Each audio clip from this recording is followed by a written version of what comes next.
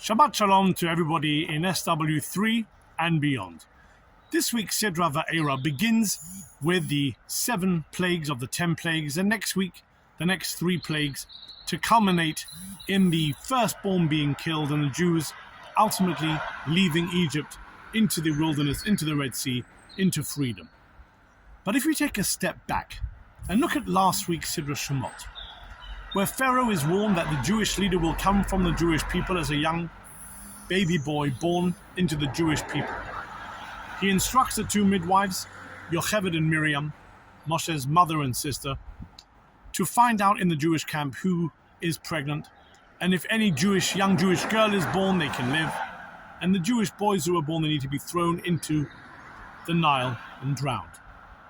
And the verse says, they did not listen to Pharaoh, because they feared God. Ask the late great Rabbi Hasidic master and psychologist, psychiatrist extraordinaire and author of thousands of books, Rabbi Dr. Abraham Twersky.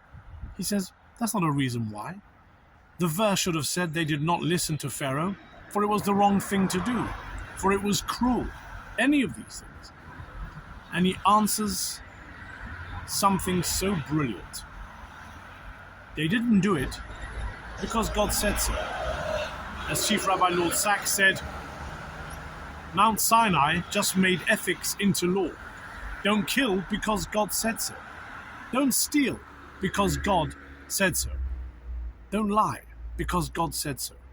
And the reason is, the second you start reasoning, I'm not doing this because it's cruel, then anything in your head can say, is it cruel?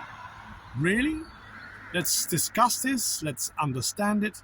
Once you say, this ain't happening because God said so, you don't let any bad inclination inside of you. Let us be the people who do things because God said so. It helps our faith. It helps us strive that we are going in the path of God. Not because it's the right thing to do, but just because God said so. Good Shabbos.